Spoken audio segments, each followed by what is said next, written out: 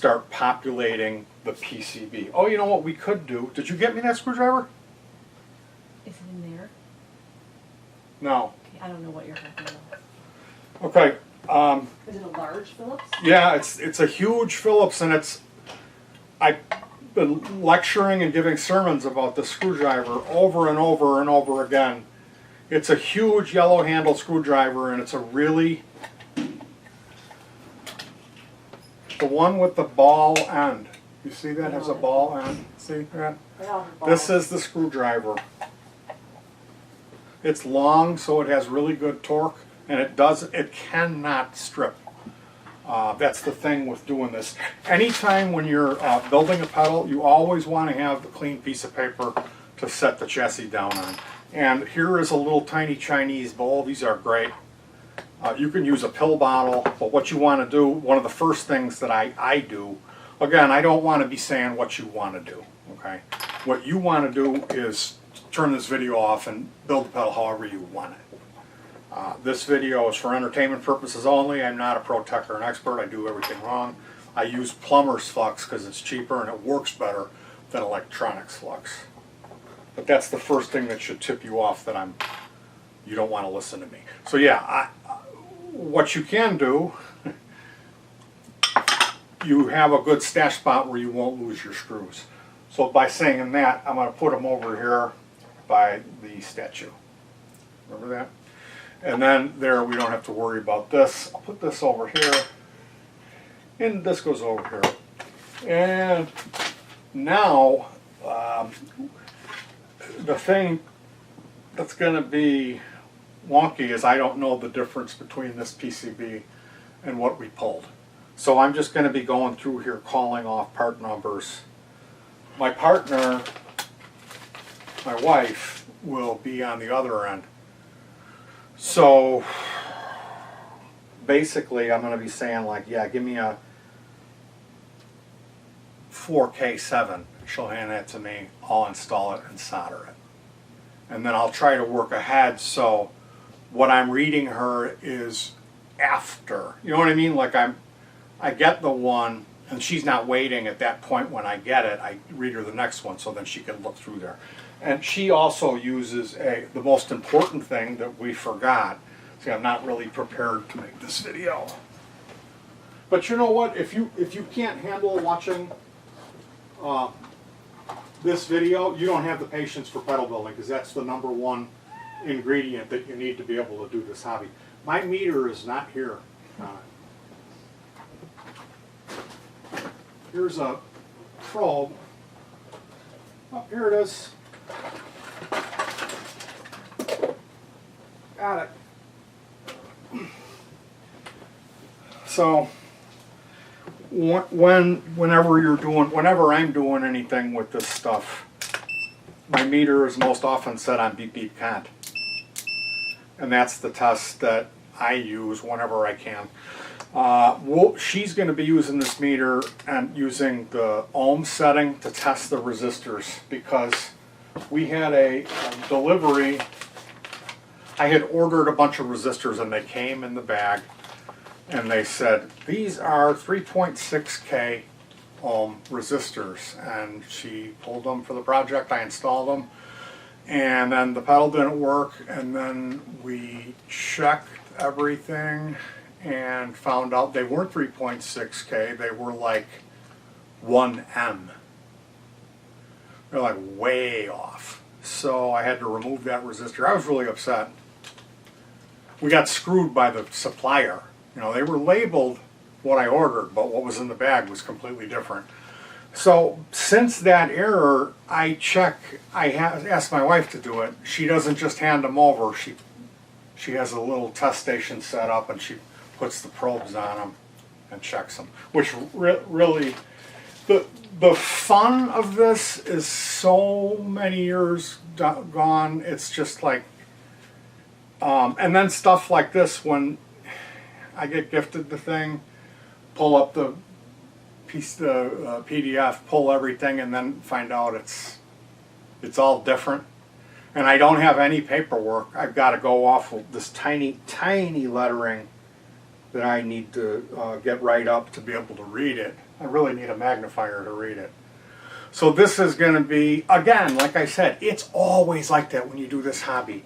Everything that you build, it won't work. It'll be some goofy thing with the parts you'll have in the hand select them, or somebody modded something and didn't tell you and it's different, and something's backwards, the diagram is wrong and they forgot to change it, or there is so much error in all of this.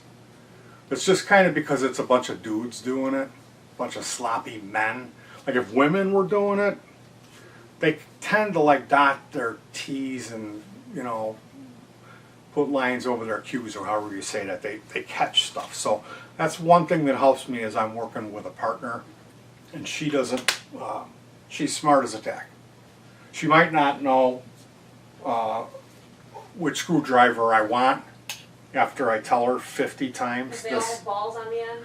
This giant yellow screwdriver that looks like if I threw it at you, it would crack your skull. That's the screwdriver. That's the one. I figured what I'm going to do is we're writing our own paper bomb. So she's going to have a hard copy and know the row, if I'm right, because there's rows of resistor. And it's different. We don't have that information because the guy changed the version and didn't give me. He was like, oh, well, you can order a new PCB. Well, you're out of stock of them. Oh, we'll put on a waiting list for 6 months. So I'm just going to try to build the old one and see if I can get it working. If not, I'll buy another PCB from him. But so what I'm doing here is reading the rows to her. We're writing up our own thing. So then she's going to have a piece of paper and she can automatically just pull the parts and hand them over to me while I work. Okay. So the only thing is that she can only hand me one at a time. We can't get. We gotta be working at the same pace. So we did row 1, right? Mm-hmm. Row 2, another good tool to have. 10K. Yep. 10K. Okay. We got a pair of 1N914 diodes. A 27K. 2K9, a pair of 100Ks, okay, and a 10K. Okay. Row 3, 10K, 1K, 10K, 100K. 10K, 1K, 10K, 100K? Yep. That's too fast. Okay. What's the next row? Row 4. 10K, 1K, 100, 20K, 10K.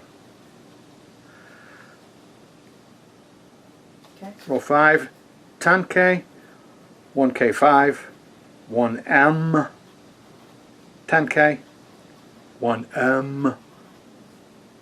Row 6, 10K, 10K, 2K2, 100K. Okay. Row 7, 10K, 100K, 56K, 1K. Row 8, 3K3, 4K7, 3K3, and 100K. Aren't you glad you tuned in today? The worst video ever. So yeah, here's a look at the PCB. Those are those rows I was talking about. You can see them in there. If you want to go ahead and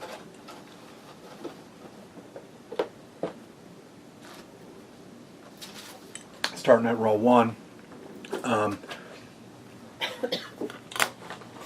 I've got this Hiko. Do you say Hiko? It's a cheap eBay. They're like usually like 11, but you can find them for like 7. And it's got it's supposed to be a 60. It's usually got a little yellow adjuster there, and I ripped mine off because I kept bumping it. But these, the good thing about these is the replacement tips. You can find a 10-pack for like $1.99. Whereas the iron that came with this was about the same quality, is a little better quality, because this is it's a Weller, it's a $39 soldering station, the cheap Weller soldering station, which is rated for a 60-watt iron. So I ended up getting my own iron that I like to use. And basically, the process for this, I use it's just a TV tray that I set up, and I put a board over it that I got from an entertainment center. This has got a little cut lip on it, so it seats up here. And this way I can do stuff like this. If I need some solder, I just do one of those and scoop up some solder. And yeah, I do everything wrong here. The reason for the plumber's flux is my soldering technique is so sloppy and bad.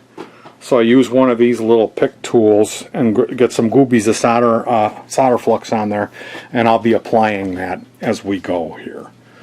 So yeah, we're going to start out. Oh, we're going to shut it off. Yeah, it looks like we can't even start. No 4.7Ks? Yeah, they're in 4.7K? Yeah. Yeah. It's 4K7. Yeah. That's the same thing. They moved the K over and use it as the point. Yeah, when you say 4.7, that's also 47. So yeah, this is the row we're going to start in up in here, and we'll be back with part 3 in just a moment.